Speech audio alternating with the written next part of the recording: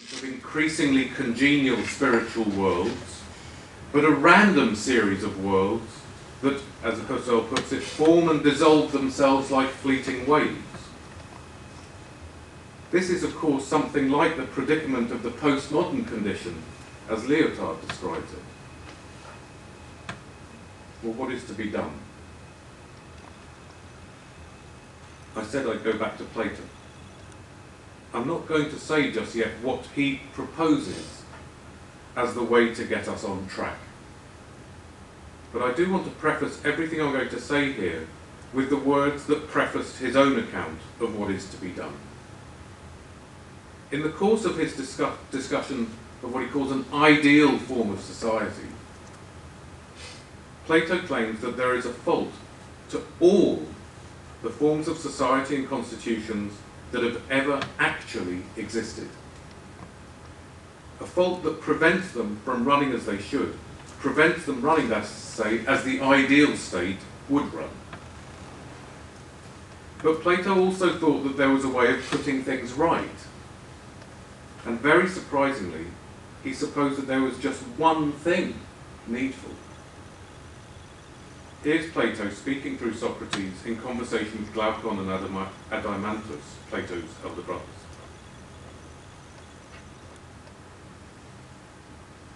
I think we can show that the transformation can be effected by a single change, I said, but it's hardly a small or easy one, though it is possible. Tell us what it is. I'm now facing what we call the biggest wave, I replied. I'll tell you what it is, even if it swamps me in a surge of laughter and I'm drowned in contempt. The laughter and contempt has not gone away, and I imagine it will return in another wave when the reader reaches the conclusion of this text, the listener reaches the conclusion of this text. So be it. Before I get there, let's go back to Husserl's worry. Why is history not following the path that would free man for his being? Why the fleeting waves of failure? Husserl's suggestion is that it's due to the hegemony today of natural science. Well, I want to affirm a variation on that thought, but it's a variation that conceives Husserl's own position as part of the problem, in virtue of his affirmation of the thought that philosophy, too, should aim to be a science of some very special sort, namely a science of the essence of everything empirically objective. This kind of cognitivism with regard to the end of philosophy has been a mainstay of philosophy since Greek antiquity and has a fundamental source in Platonism. I'll be referring Husserl's worries to an understandable anxiety that arises when such cognitivism is no longer something we can seriously entertain. But it's to Plato that I want to turn first for an explanation of why it may be that there has been no progress in social history, and that all the shapes of the spiritual world we have witnessed hitherto amount to no more than fleeting waves. And here's Plato. Suppose the following to be the state of affairs on board a ship or ships. The captain is larger and stronger than any of the crew, but a bit deaf and short-sighted, and similarly limited in seamanship. The crew are all quarrelling with each other about how to navigate the ship, each thinking he ought to be at the helm. They spend all their time milling around the captain and doing all they can to get him to give them the helm. If one faction is more successful than another, their rivals may kill them and throw them overboard, lay out the honest captain with drugs or drink, or in some other way take control of the ship. In the spirit of this description, I want to propose the hypothesis that all efforts to realise the classical liberal conception of human flourishing, as I outlined it above, efforts to achieve the emancipation of the rational subject, have hitherto always been neoliberal. They have been pursued by seeking the hegemony of one particular faction or community of ideas.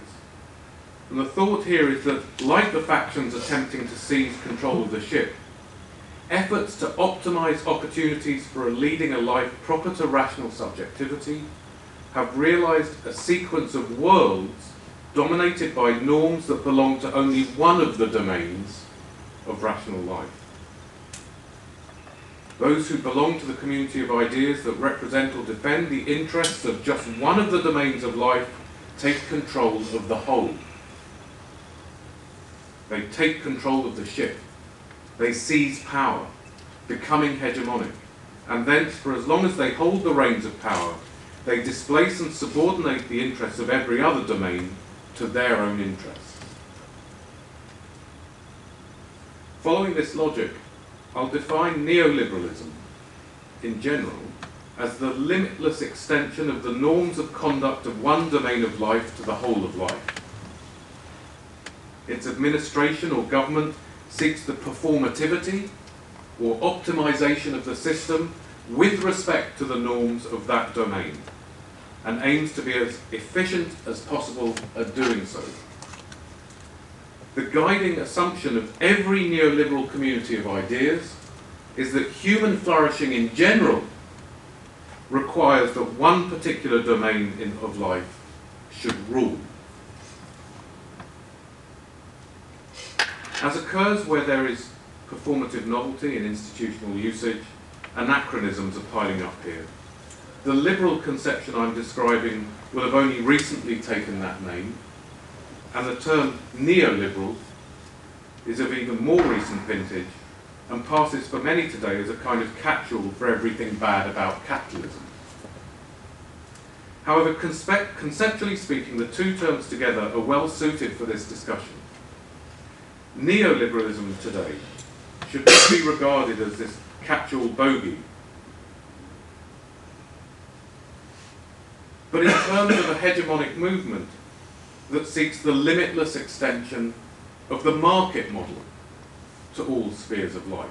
That's neoliberalism today. A kind of realization of ourselves as dominantly homo economicus.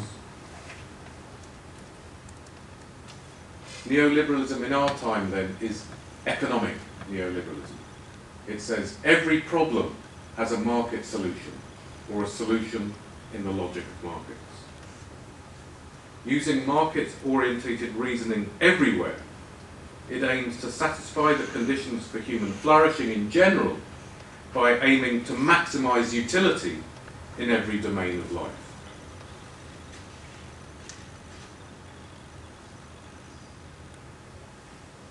Now, there's a feature of our time that Husserl remarks on in the passage I began with that fundamentally interrupts this ahistorical conceptual contrast between classical liberalism and economic neoliberalism.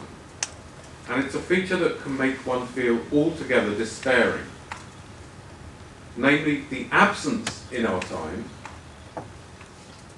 of the kind of substantive grand narrative or philosophy of history through which the liberal conception in its third step has understood our lives. Third step being the idea of a movement in history of the general progress in the optimization of human life.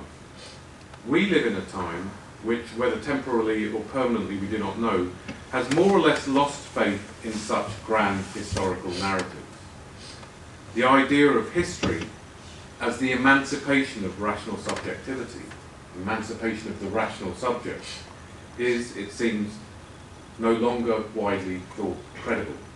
No more than the idea of history as the emancipation of the working subject.